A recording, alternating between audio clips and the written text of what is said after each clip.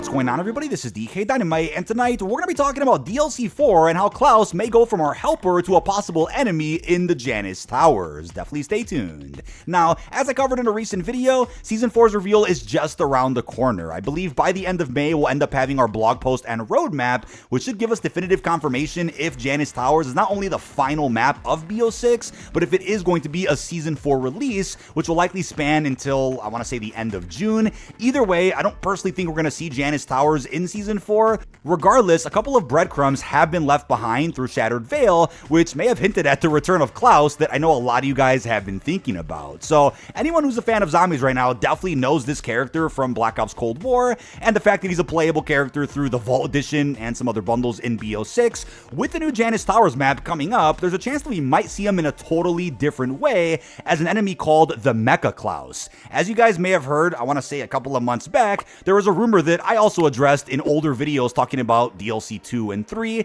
where I mentioned that ever since I think it was the launch of BO6, a lot of data miners on Twitter have been mentioning a Mecha Klaus type enemy, or could even be a friendly, that still has yet to make his debut inside of Black Ops 6. So in this video, we'll dig into his past, look at some new info from the Shattered Veil, and we'll guess how he might show up in DLC 4. We'll also touch on some story bits about Colton's power plant and the fan favorite Blanchard, who may end up coming back in DLC 4 as well. With all that, let's get into it. So, as far as who Klaus is, this is his story so far. Klaus started as a robot made by Dr. Elizabeth Gray on January 12, 1985 over in Germany. He was built for Requiem to help fight communism during the Cold War, but he was only ever deployed into dark ether outbreaks, as far as we know. The in-game intel called Klaus from Black Ops Cold War does say the following.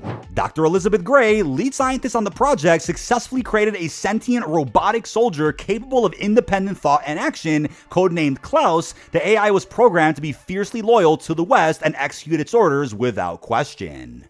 So Klaus was meant to be a super loyal soldier who could think for himself, but his programming wasn't finished, so he didn't really understand how fragile humans are or how to handle tricky feelings. This caused big problems later on. The very next day, on January 13th, 1985, Edward Richthofen stole Klaus and sent him to a secret CIA spot in Berlin called the Checkpoint Charlie. Richthofen had a dark plan. He changed Klaus's programming to kill CIA agents who knew too much about Project Janus. The intel orders from Black Ops Cold War also explains, Bedard, Rico, James, Jack, and Jones have all received files related to the project. His programming has been updated to terminate the aforementioned agents. Now, Klaus went on a killing spree from January 28th through the 30th, 1985. He started by sneaking into Agent Bedard's room and strangling him, as shown in the CCTV intel. At 49 seconds, Klaus enters Bedard's room. Bedard appears unaware. A second later, Klaus strangles him. Bedard struggles briefly before going limp.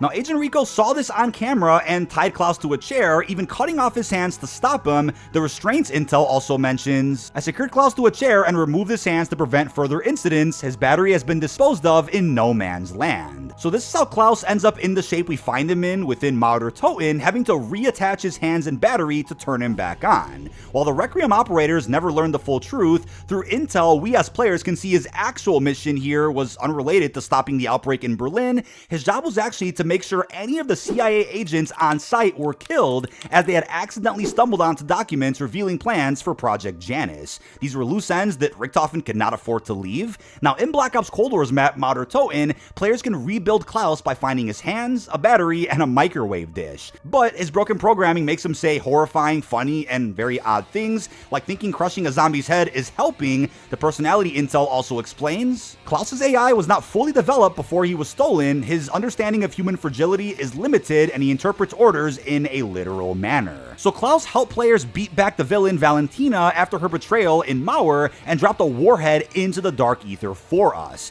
This would delay the invasion of the Forsaken, closing the gateway and saving the Earth. Later in Black Ops 6, set in the 90s, Klaus comes back as a playable character, and as you can see from his operator profile, this is what the bio mentions. Following his actions in Berlin, Klaus was decommissioned and stored in a secure facility. In 1990, Requiem reactivated him for experimental operations during the Gulf War. What's interesting here is that we get confirmation that Klaus was recovered after allowing the inversion warhead to detonate in his hands. While we assumed he had been destroyed, his BO6 operator bio seems to say that Requiem managed to pull him out of the Dark Ether afterwards, simply keeping it a secret. But over in DLC 3, The Shattered Veil, it may have been implied that there are more Klaus bots out there. Let's take a look at some new info from this conversation called My Warheads that mentions Klaus in a surprising way. So this was sent in 1984 to an Omega operative. The message says the inversion warheads are now at the bottom of the effing Philippine Sea thanks to the efforts of Maxis and Ravenov. By failing your mission to procure them, you have gone from an asset to a liability. Now please open your door for my associate Klaus to finish the severance process. And this was left behind by R, aka Richtofen. Now, the intel says Richtofen sent Klaus to finish someone who failed a mission to get the inversion warheads, but the date, June 15th, 1984, doesn't make any sense because Klaus was sent to Berlin by January of 85. But the seemingly erroneous date on this intel has people thrown off. Some people think the date should be November 16th, 1984, because that fits better with the timeline of other events like the Outbreak story in Cold War. As during the time this intel was dated, the warheads would not have even been completed yet by Dr. Peck, much less fired into the sea. Either way, this intel makes us wonder, how could Klaus be in two places at once? Especially considering this would be before Marauder Toten, but after Outbreak Main Quest 1. By that point, Klaus had been sent to Berlin, not to the Ural Mountains where Outbreak takes place. Here's a big idea though. Maybe there's just more than one Klaus, right? The Klaus we know was sent to Berlin, turned off, and later rebuilt by players in the Easter egg, but this intel says that Klaus was out doing Richtofen's dirty work at the very same time. It's possible that Richtofen and Project Janus made more Klaus robots to use as soldiers rather than continuing to hire mercenaries. We know Richtofen was already working to establish Janus at this point. We see him writing to the other Janus shareholders in the ending cutscene and talking about everything going according to plan. Perhaps when he stole Klaus, he learned enough about him to create more before sending him on to Berlin. They could be like a small army of killer bots, all following orders without question, and all of them able to explore the Dark Ether far more safely than any human. Since Klaus's AI tech is pretty advanced, Janus might have built a bunch of them to help with their plans, especially in a big facility with large production capabilities like the Janus Towers. Now, circling back to the Mecha Klaus rumor that's been circling the community for the last couple of months, this brings us to DLC 4, the finale, right? We've seen no mention of Mecha Klaus in any of the previous DLC maps, so we know Janus Towers is the next big thing. It's set to be the finale where all the story finally comes together, and there's a leak about a new enemy called the Mecha Klaus. Fans have been buzzing about what that could actually mean. Since we're thinking there might be multiple Klaus bots, Mecha Klaus could be a bigger, meaner version of Klaus made by Project Janus. So imagine this. Janus Towers might have a factory where they're making a lot of Klaus bots. Kind of think of the mannequin factory from Area 99, but just full of Klaus robots. The My Warheads document intel does show that Klaus, or at least a Klaus, was being used to hunt people down, so maybe Janus has been building more of him to fight for them. Mecha Klaus could be a super strong, upgraded version, maybe with tougher armor or bigger weapons, like a giant robot boss you just have to face. Players have also been theorizing maybe a new version of the Panzer Soldat, as we saw back in Origins, even the Reisendrak, a new elite enemy type that could likely replace amalgams, please.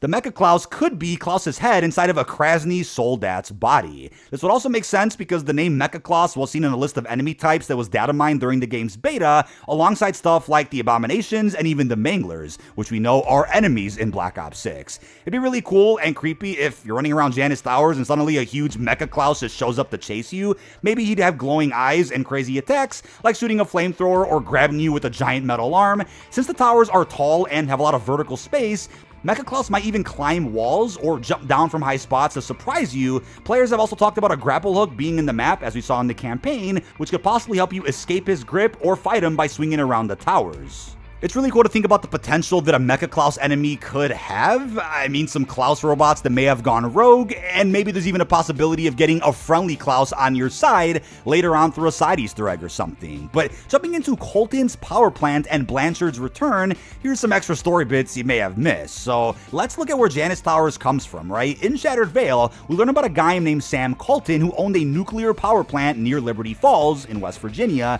This plant had a bad leak that killed a ton of people, and Colton tried to hide it. He even bought the mansion in Shattered Veil because it was close to his plant, and an intel from Cold War called Progress Report talks about how Janus used this plant as a cover. A cover story went live in the town of Redacted, where the citizens were informed the nuclear power plant had experimented a tower failure and was leaking. Most of the town has been evacuated. This intel shows that Janus faked a leak at Colton's power plant to make everyone leave the area. They then moved in and turned the old cooling towers into the giant Janus towers that we can see now. That's why the towers look like they're a part of a power plant, because they're built on top of an old one. In the Shattered Veil ending, Richtofen talks about ether reactors in the towers melting down, which could be a big problem in the map, maybe even putting a time limit on certain missions. Another cool thing about Janus Towers is that a character named Blanchard may end up coming back. In the Cracking Eggheads intel from DLC 3, Blanchard talks about what's going on in Liberty Falls. This is John Blanchard reporting my preliminary sweep of Liberty Falls since the loss of our strike team. It doesn't look like planet Earth out here. Something is taking over. The air is heavy. Almost corrosive. It hangs on everything. I feel like I'm choking just standing in it. I can barely think. Liberty Falls is gone. It's a boiling pot of chaos. We have to stop it from spilling over. Fucking panels.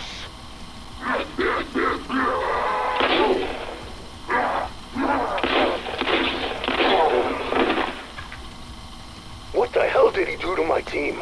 And who the fuck was he talking to? It's like he's possessed. He's part of the chaos now. Which means I have to stop him from spreading too. Motion-activated camera showed him arriving at Janus Towers right before it shorted out. Once I'm done here, I'll chase him down and put a bullet right in his crown.